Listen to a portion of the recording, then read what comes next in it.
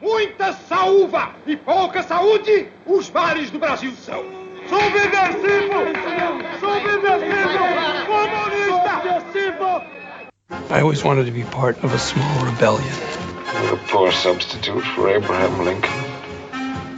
I'll just die if I don't get this recipe. All I ask of our brethren is that they take their feet off our necks. $15, little man. Put that shit in my hand. Nong, nong, nong, nong, nong, nong.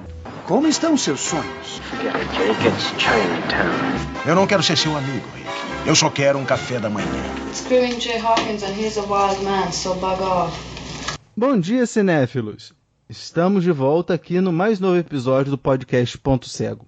Eu sou o Thiago, seu apresentador, e junto comigo está... Eu aqui, Rodrigo. Diz aí, Rodrigo, você viu algum filme bacana essa semana? Olha, eu vi o filme Acima das Nuvens essa semana, que é um filme incrível com a Juliette Binoche, né? A Kristen Stewart, ela bate de frente com a Juliette Binoche no filme.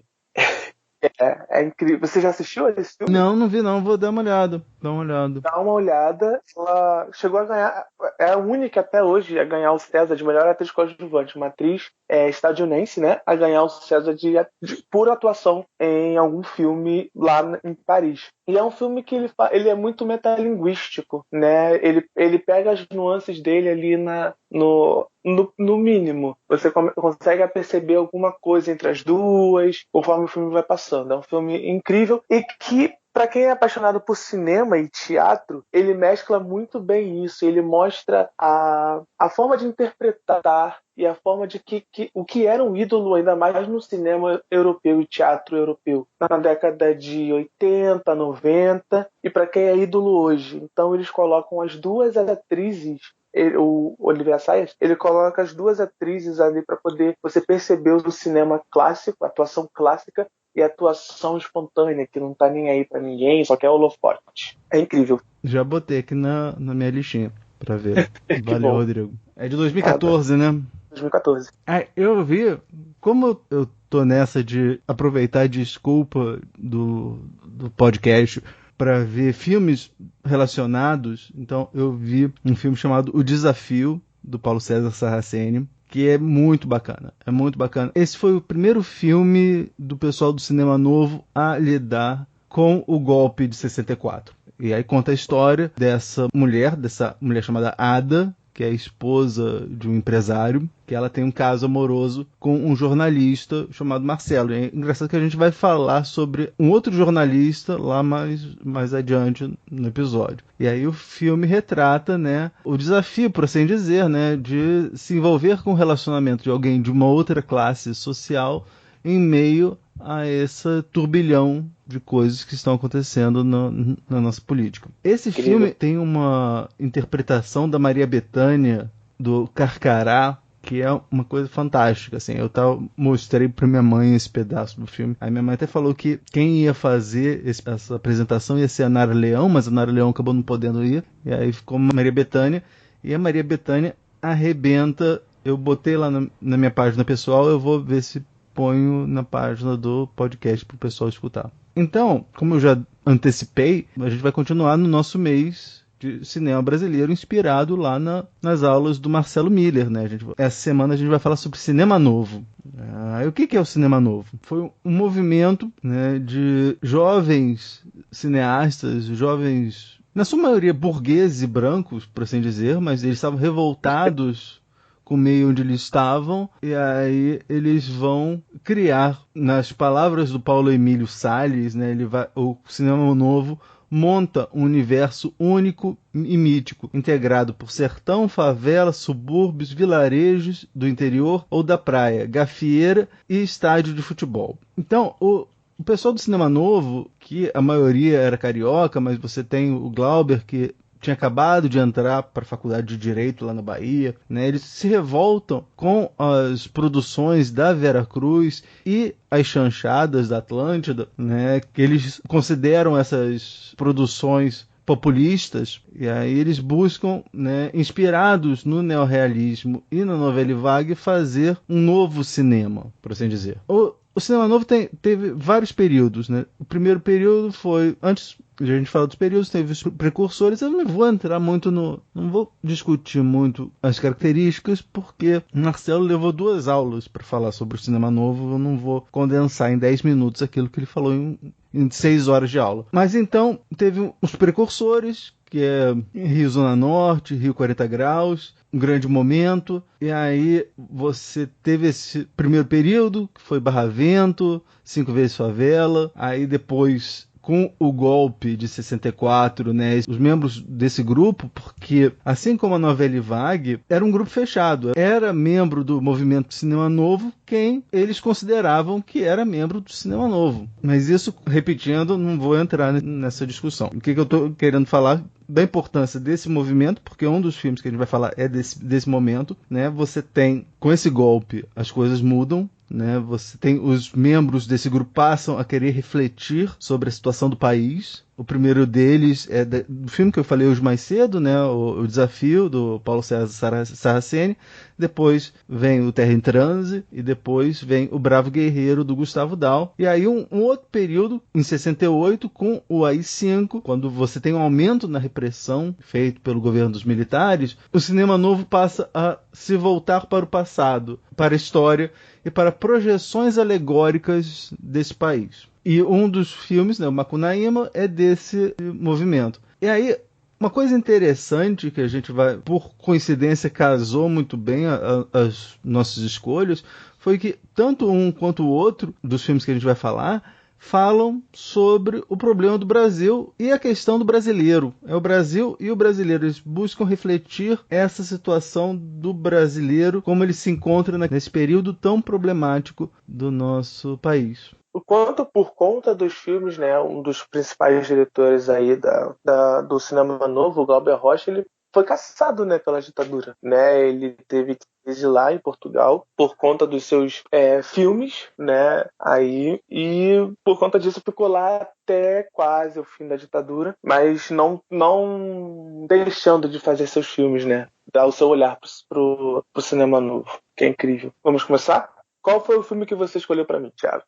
Macunaíma, de 1969. Vamos falar sobre o filme Macunaíma, mas antes vamos ouvir o trailer. Macunaíma!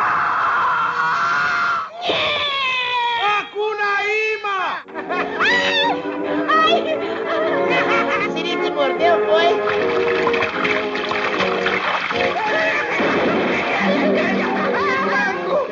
Fiquei lindo!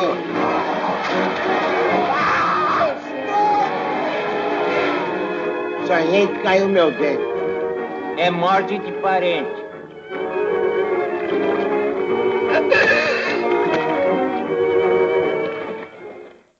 Macunaíma, dirigido por Joaquim Pedro de Andrade. O filme é uma adaptação do texto homônimo de Mário de Andrade. Não sei se pode chamar de romance, porque o próprio autor dizia que era uma rapsódia, feita pelo Joaquim Pedro de Andrade. O filme é estrelado por Grande Otelo, Paulo José, Jardel Filho, Milton Gonçalves e Diná Ismat. Vamos para a sinopse. Macunaíma é um herói preguiçoso, safado e sem nenhum caráter. Ele nasceu na selva e de preto virou branco. Depois de adulto, deixa o sertão em companhia dos irmãos e vive aventuras na cidade. Macunaíma ama guerrilheiras e prostitutas. Enfrenta vilões milionários, policiais e personagens de todos os tipos. Então, aos comentários, né, do filme. O filme é, assim, foi um marco, né, para a época. E eu acho que até assistindo hoje, aqui em 2020, o filme é de 1969, o filme continua batendo de forma incrível e potente na gente. Eu, pelo menos, me senti muito conectado ao filme. E as críticas levantadas no filme continuam atuais. É incrível como continuam atuais. Tem um toque de fantasia que permeia o filme inteiro, né? Eu achei isso muito, muito bacana, né? Uma coisa que Alice nos Países das Maravilhas fica no chinelo pela fantasia proposta do filme. Uma loucura, mas é uma loucura que tem uma lógica. É muito estranho falar isso, que é uma loucura que tem uma lógica, né? Primeiro, Macunaíma nascer negro, grande, adulto, né? Ser interpretado maravilhosamente pelo Grande Otelo. e virar branco, né? O Paulo José, que estava fazendo a mãe ali, eu achei fenomenal aquela mãe. Fenomenal. Eu fiquei boquiaberto com... Eu, como ator, né? Assim, vejo muito composição. Né? Quando eu vejo um filme, eu vejo também algumas composições. E o Paulo José, ele faz 3 personagens e uma caracterização, né? Ele faz a mãe, ele faz pelo toque lá do cigarro o Macunaíma ficar branco, mas não é o mesmo Macunaíma que ele interpreta como Macunaíma branco, e ainda tem Macunaíma vestido de mulher. E nas 4 são composições diferentes, digamos assim, né? Ele também consegue espelhar o Macunaíma do Grande Otelo. Quando ele tá ali na merda, não tem... Né, sem dar spoiler, não vou dar mais spoiler, mais à frente ali, quando ele tenta pegar um objeto, né, ele remete ali, ele solta até o "tem preguiça", né, que o Macunaíma do Grande Otelo diz. E tem ali também aquela vertente do racismo, né? Tanto que quando o Macunaíma fica branco, a primeira coisa que ele fala, agora tô bonito, tô branco, né? Tem ali quando ele corre no meio da cidade ali, perto da Rua do Ouvidor, né? Ele tem um irmão negro e um irmão branco, né? Eu não me recordei o nome dos personagens. É Jiguê e Manaap. Isso, Jiguê, o homem forte e valente, e Manaap, o homem da caça, não é isso? No filme, os epítetos dos dois é Manaap já bem velhinho e o Jiguê é na força do homem. No livro, além de ser já bem velhinho, o Manaap é o feiticeiro. Ele envelhece mais com a passagem do filme, né? Ele fica mais característico. Quando chega ao final do filme, ele tá praticamente um senhor mesmo, né? No início do filme ele tá mais jovial. Pra mim pareceu isso. Eu não sei se ele demarcou isso como passagem de tempo. O diretor demarcou isso como passagem de tempo, eu não sei. Né? Não posso afirmar, mas pra mim pareceu muito isso. No início, quando o Macunaíma nasce, ele tá um pouco mais jovem. Até a postura dele andar, o jeito de andar. E quando tá mais pro final do filme, ele tá mais velho, tá como meu avô fazia, mastigando o nada, né? O gesto de mastigar nada. E quando eles já estão na cidade, na Rua do Ouvidor, quando eles chegam na casa, e eles falam, eu não sei por que correu atrás. Aí ele chega e fala, ele bate no ombro do Jiguê, né? E fala assim, branco quando corre é campeão, negro quando corre é ladrão. Eu falei, caraca...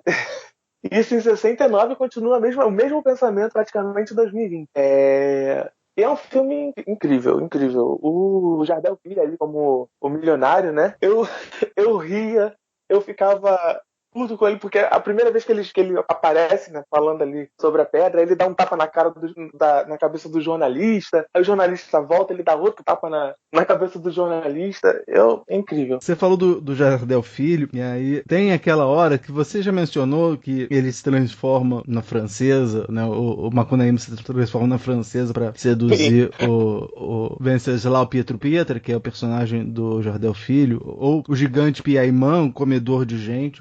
E aí, quando o gigante descobre que o Macunaíma não é mulher, é um homem, aí ele fala assim, que isso?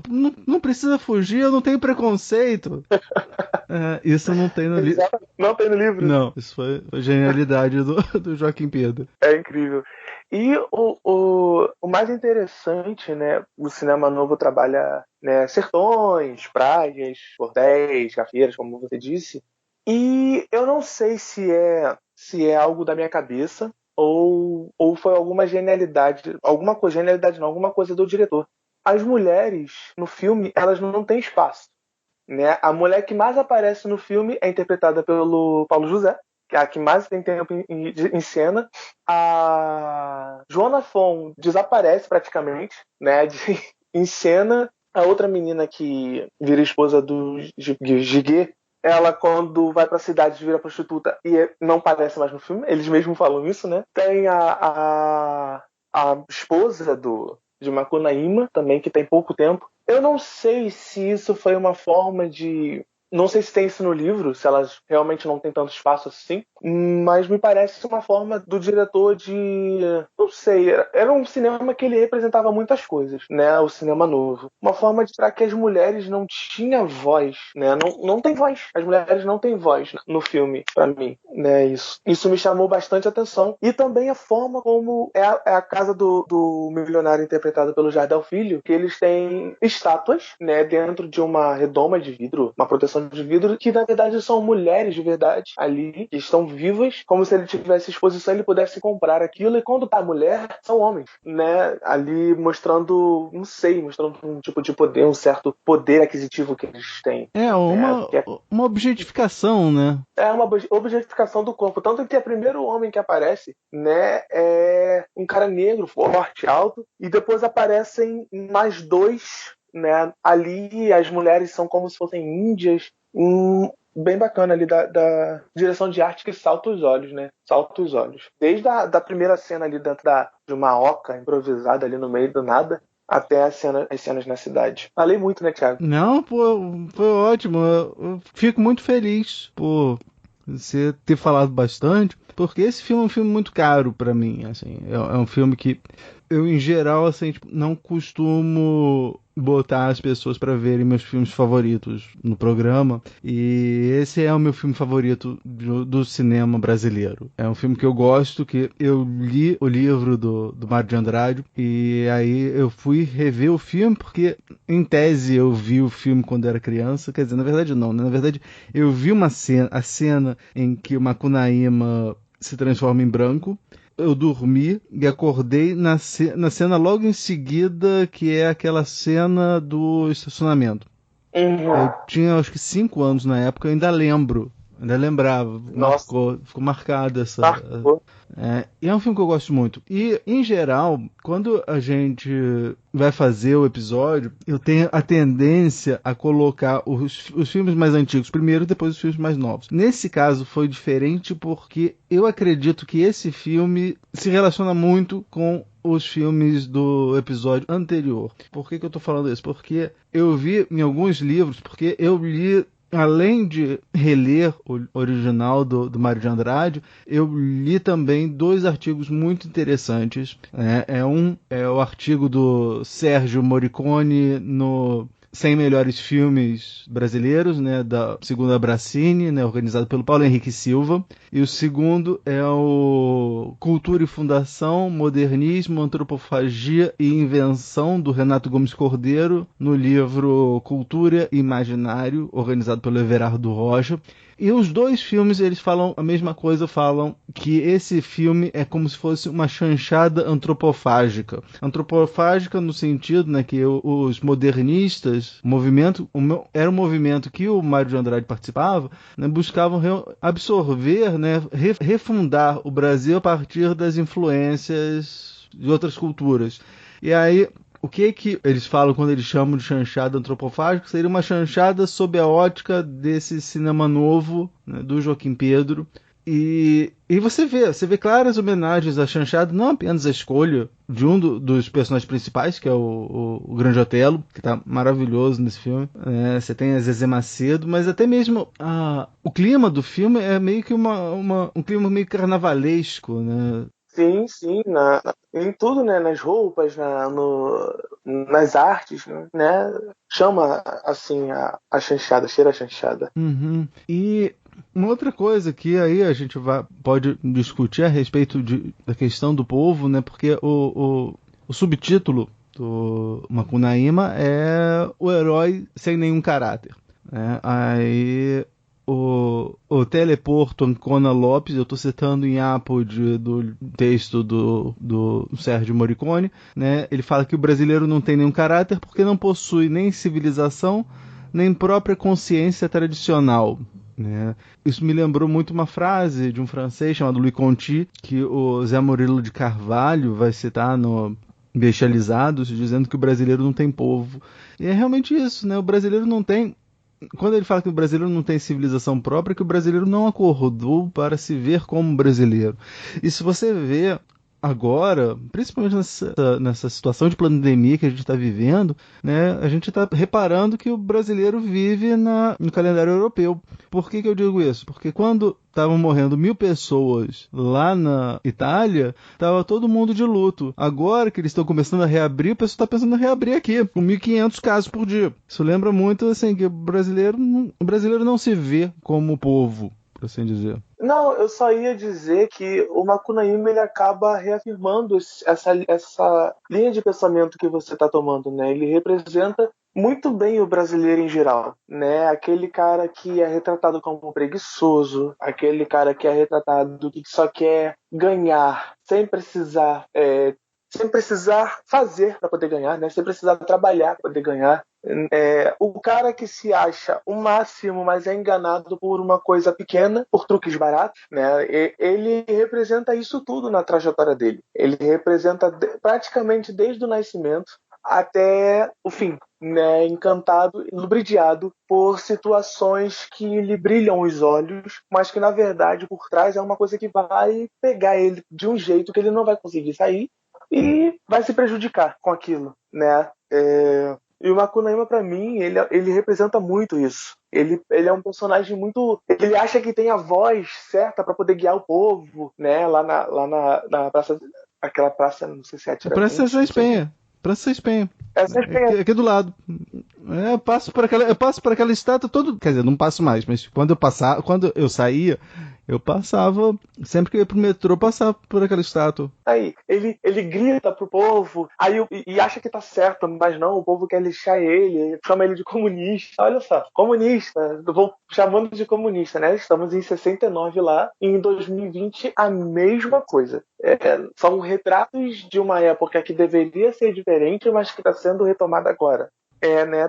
Só foi pra dar uma coisa junto com o filme que você disse. O Macunaíma, em termos etimológicos, porque assim, o que o Mário de Andrade fez? Ele se inspirou em vários relatos etnográficos sobre o folclore dos indígenas e escreveu, né, em especial de um alemão chamado Koch Grünberg, e aí ele pegou esses relatos e fez essa rapsódia, né?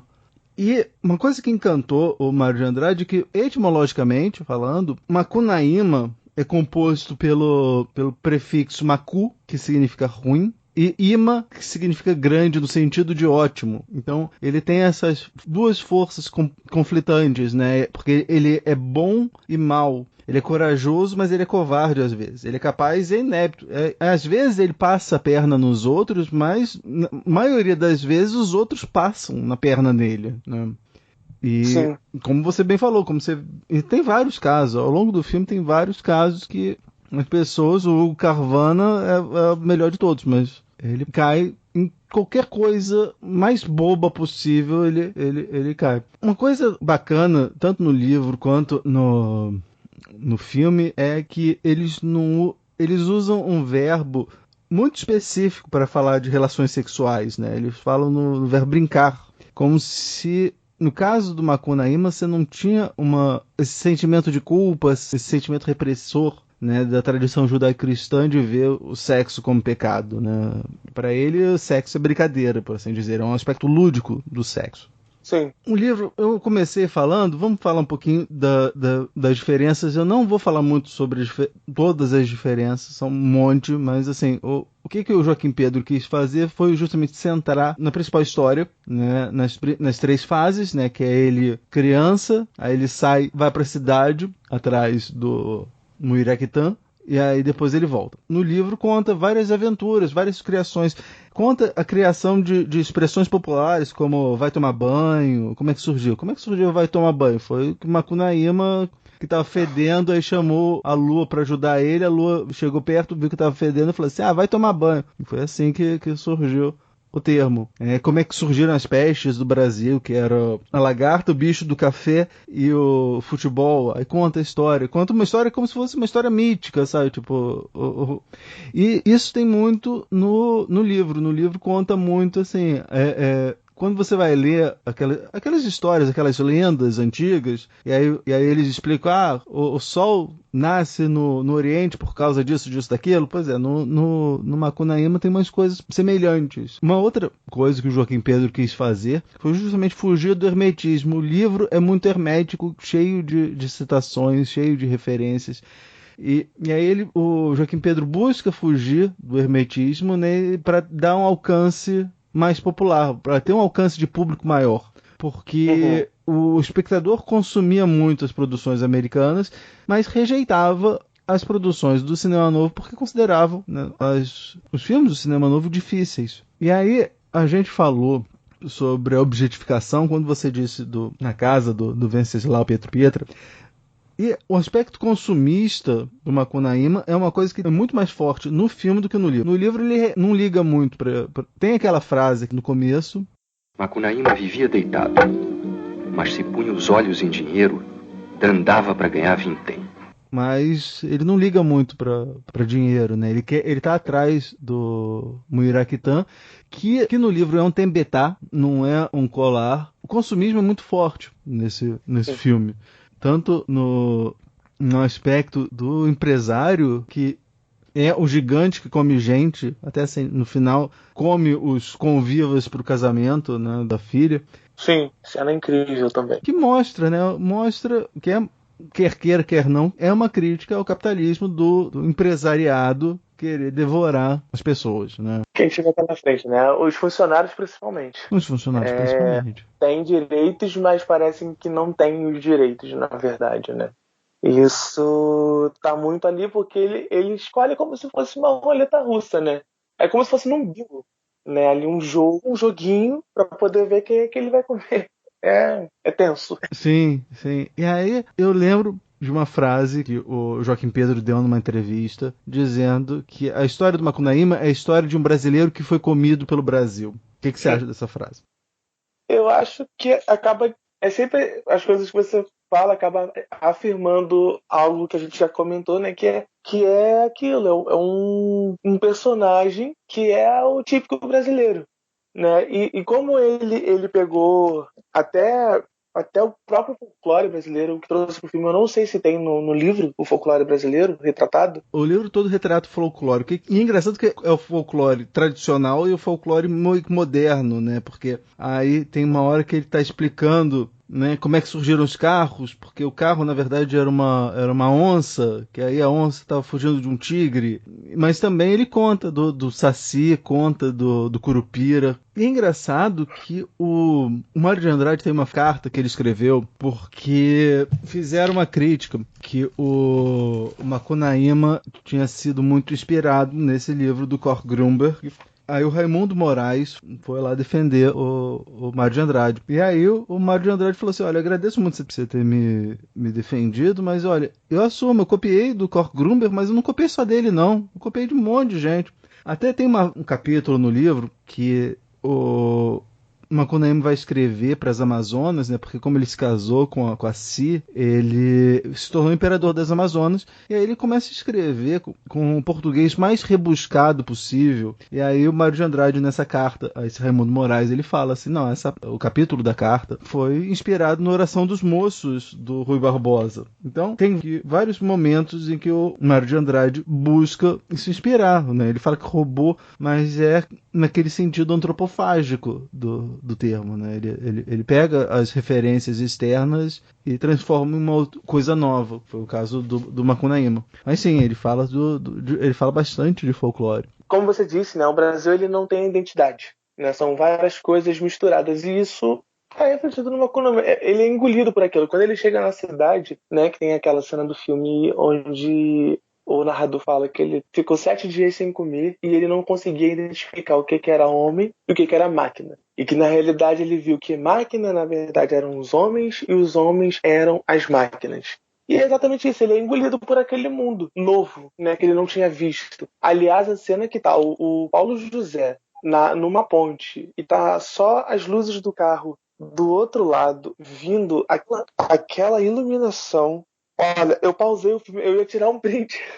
Eu ia tirar um print e ia te mandar você falar muito obrigado, Thiago, pelo deleite visual que você me proporcionou. Porque, olha, É incrível, é incrível. O filme, ele tava remasterizado quando eu assisti, né? Eu assisti ele remasterizado. Uma cópia perfeita que tá no YouTube. E o filme é lindo, é de encher os olhos, como eu disse. É bem filmado, ele é incrível. É uma obra supra do cinema brasileiro. É incrível. Tem mais alguma coisa? Não, o que eu ia falar mesmo era do folclórico. Eu achei a cena do Curupira. A cena do Curupira é ótima. Carne minha! Tá aqui! Carne minha! Tá aqui! E eu tava achando que era o Grande Otelo que tava falando tô aqui, porque toda vez que eu tô aqui, ele parava. Eu também tava achando. A primeira vez que assisti, eu também achei. E ele fazendo um cara de banco, tô aqui!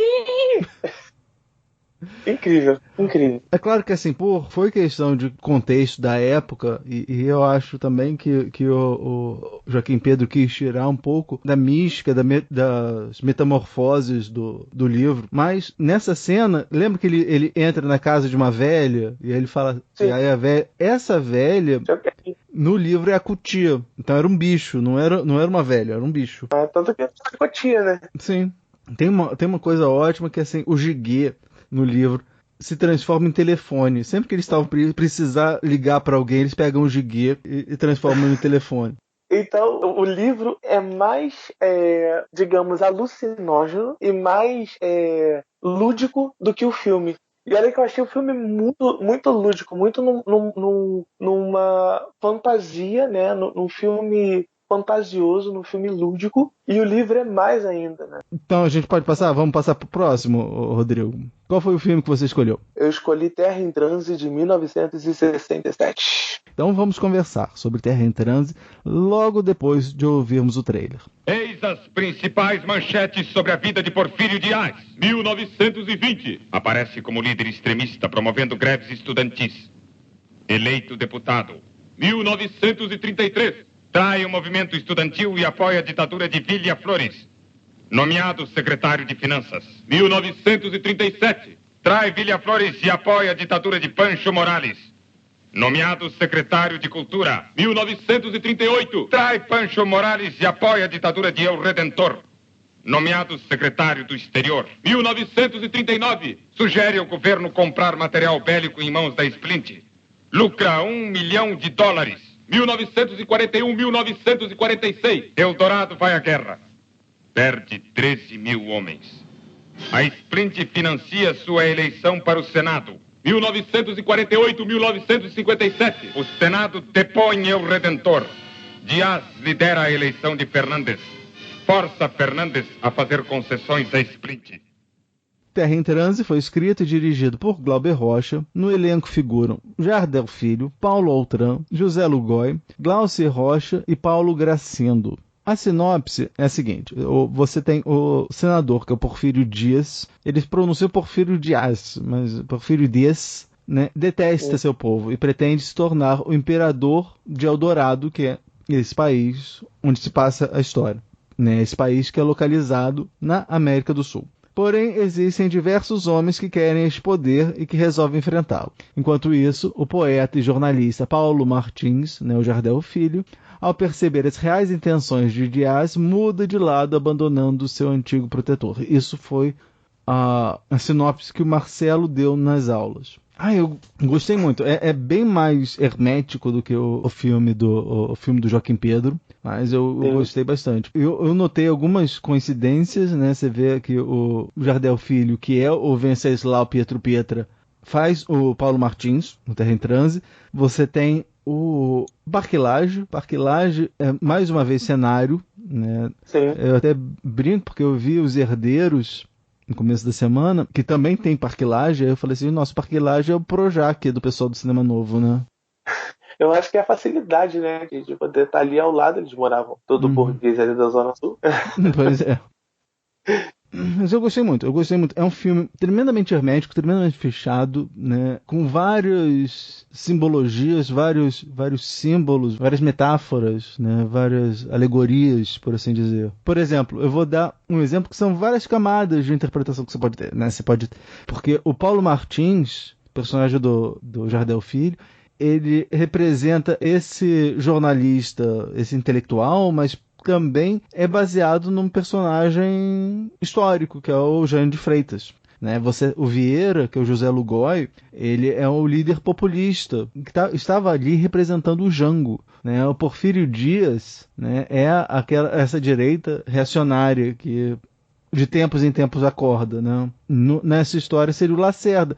O Glauber não sabia que fim levaria o Lacerda, porque no final das contas o Lacerda também tem seus direitos políticos cassados. Né? Você tem o Fuentes, que é um dono de um jornal, né, que ele representa a burguesia. Né? Então a gente tem... E até mesmo aquela questão da morte do camponês. Né? Você tem um camponês que morre e remonta muito ao assassinato do João Pedro Teixeira, cuja história o Eduardo Coutinho fez o brilhante Cabra Marcado para Morrer. Muitas das coisas que eu estou falando aqui, eu me inspirei num texto também naquele 100 melhores filmes brasileiros, lá da Bracini, né? Mas nesse daí é do texto do Luiz Fernando Zanin.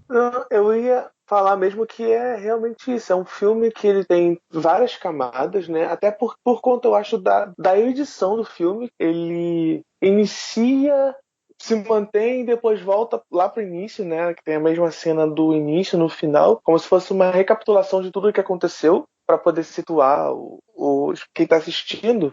Mas é um filme que ele tem uma edição entrecortada, né? Porque é isso, o que a gente teve em aula, né? Que o Glauber Rocha falava que era um cinema que era um homem com uma câmera na mão. Se estivesse filmando alguma coisa, ele ia filmar. E tem muitas cenas que parecem serem jogadas, né? No filme.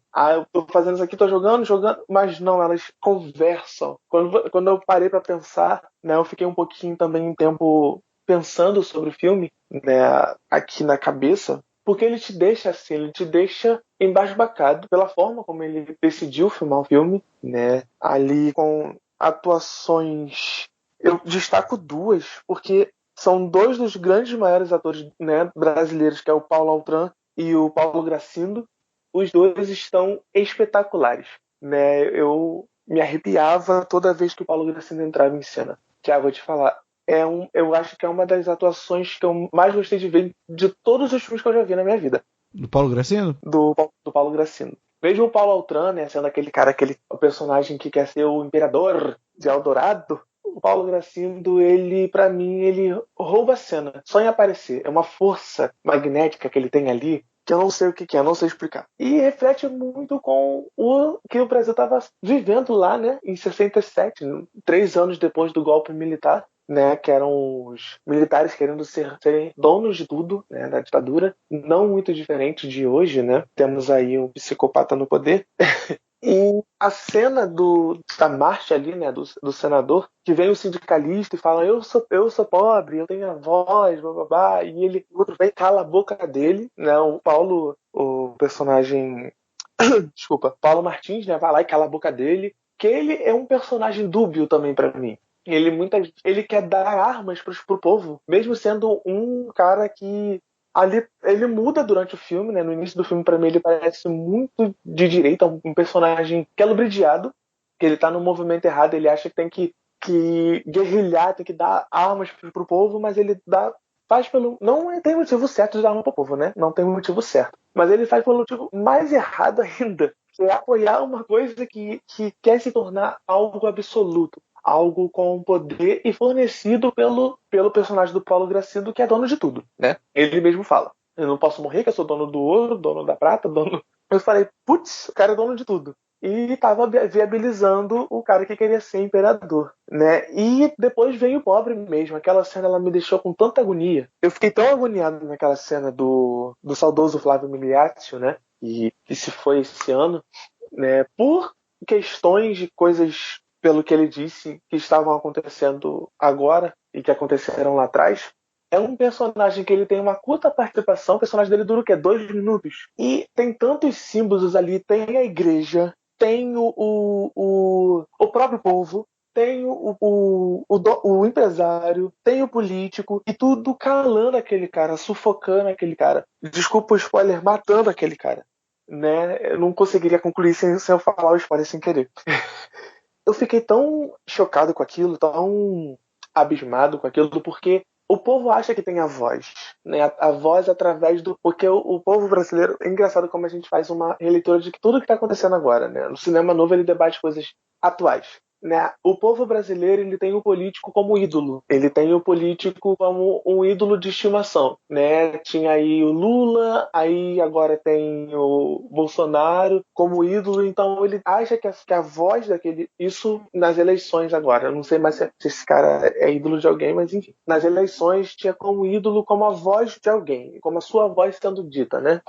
E isso mostra muito no filme, ainda mais nessa marcha, que enquanto o político está falando, tem aquele personagem daquele senhor, que eu não tô me recordando o que ele era, que dá o embasamento para ele, pro povo, e tem um jornalista também que está dando embasamento para ele, para aquele cara que quer chegar ao poder, né? E o povo acha que aquele cara vai ser o salvador dele, aquele cara é para idolatrar. E calam uma pessoa que vem do meio deles, né? Cala tanto o sindicalista, né? Como é que esse cara vai se candidatar? É pobre, sindicalista.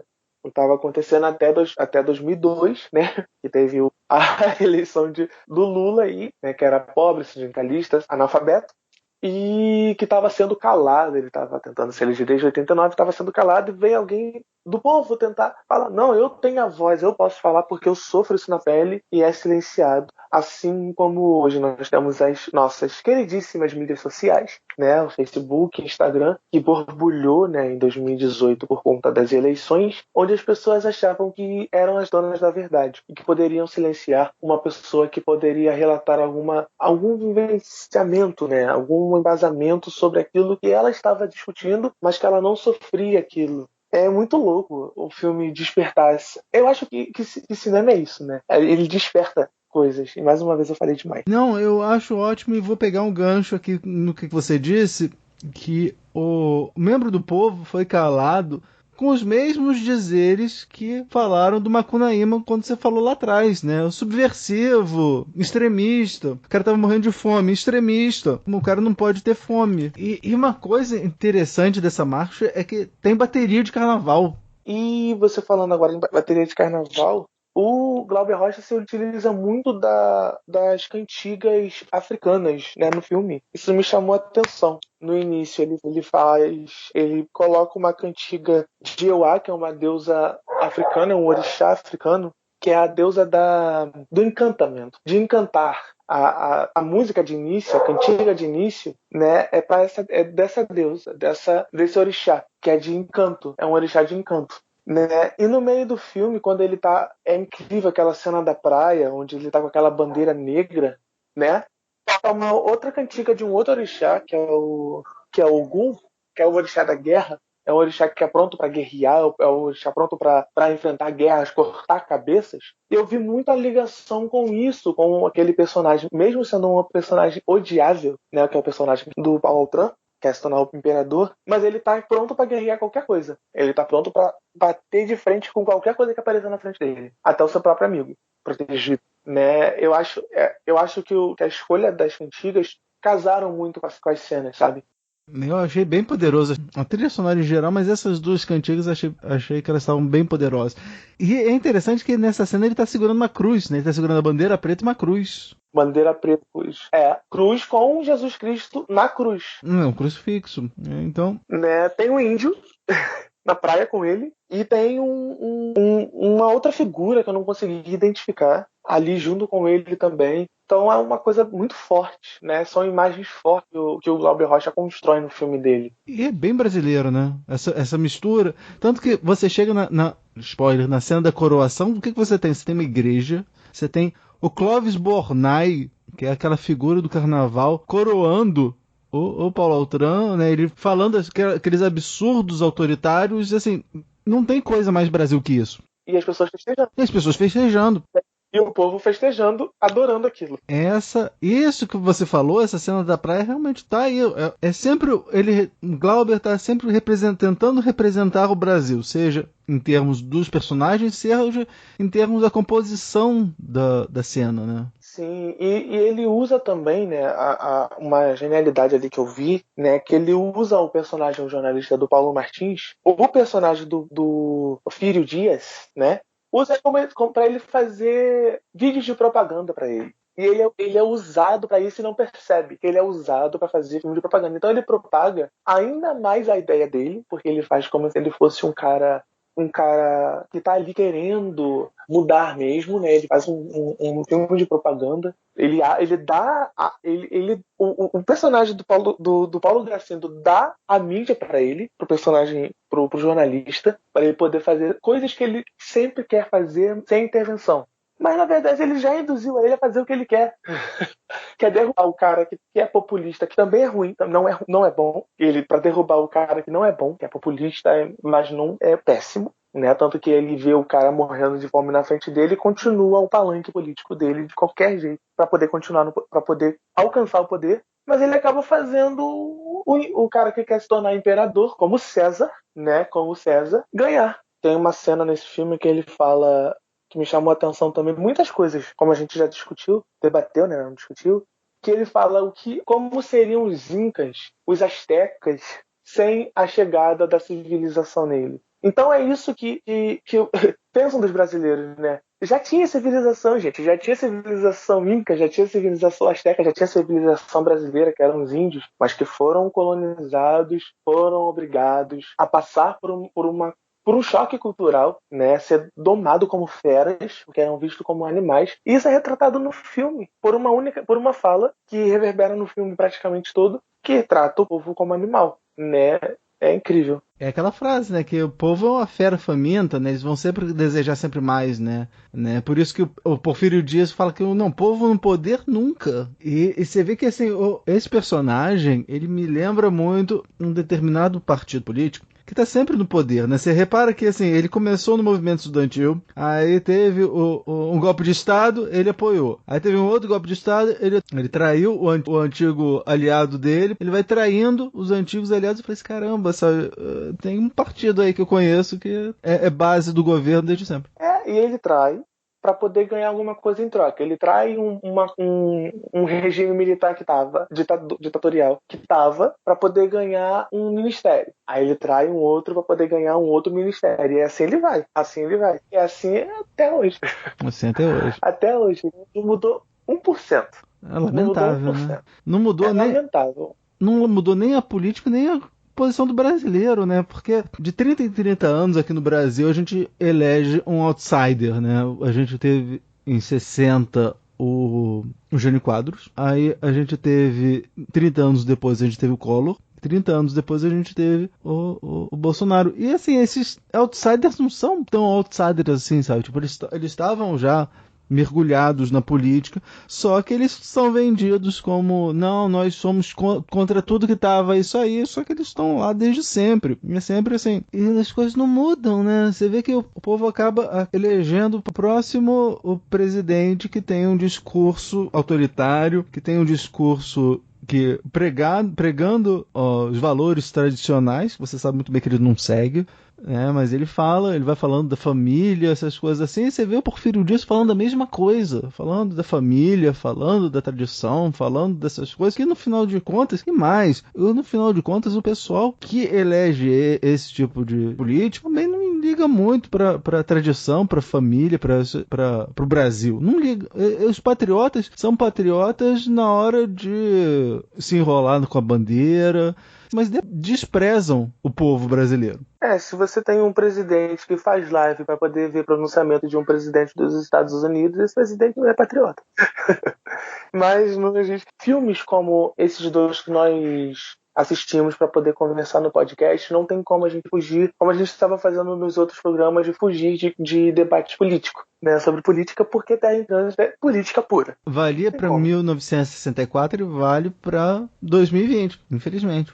Que vale para os dois. E nós estamos aí com um outro agravante, né, que é a pandemia, e tem o agravante Bolsonaro. Então, tem dois agravantes que estão aí na vida dos brasileiros e que nós não vamos nos livrar tão cedo. Mesmo a gente sabendo que é prejudicial, que é ruim, faz mal, a gente não vai se livrar de nenhum dos dois tão cedo. Isso é triste, incomoda, porque a gente vê toda semana coisas acontecendo em relação a esse homem, e nada é feito para poder conter este homem. Então, as esperanças são nulas. E também se sair esse homem entra outro igual, então não tem jeito. São mais 2 anos de luta aí, meu povo. Então, mas vamos falar sobre coisa boa, vamos falar sobre streaming no quadro Tem na Netflix? Tem na Netflix? Tem no Netflix? Tem no Netflix? Tem na Netflix? Tem na Netflix.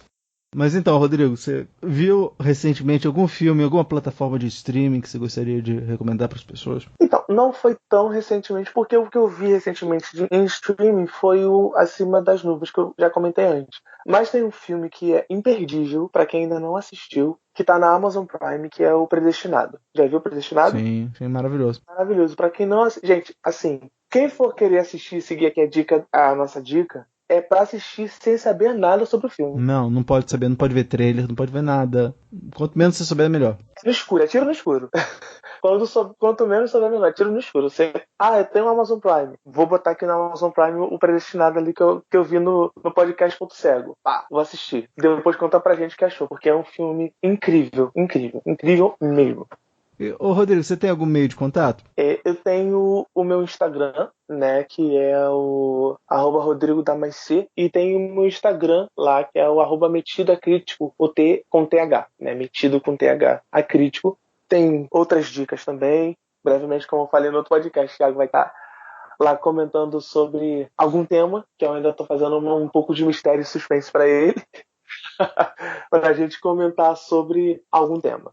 Ok, olha, não se esqueça de mandar feedback aqui para nós em podcast.cego@gmail.com. Você pode visitar nossa página no Facebook, né? Não esqueça de mandar sugestões, críticas, elogios e compartilhar com todo mundo, né? Pois quando se trata de cinema, todo mundo tem um ponto cego. Daqui da Roupareta, eu sou o Thiago. Eu sou o Rodrigo. E este foi o podcast Ponto Cego.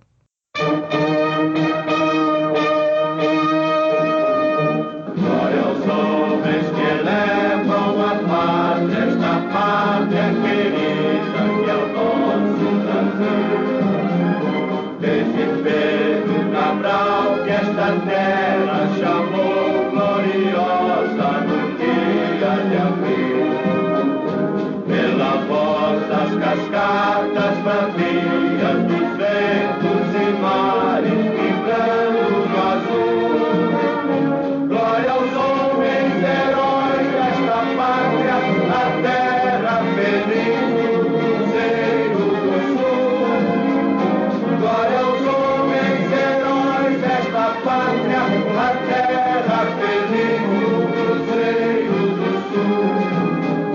Até mesmo quando a terra apareceu, murmurando em verde e ouro sobre o mar, esta terra do Brasil surgiva a luz, era capa de nobres heróis.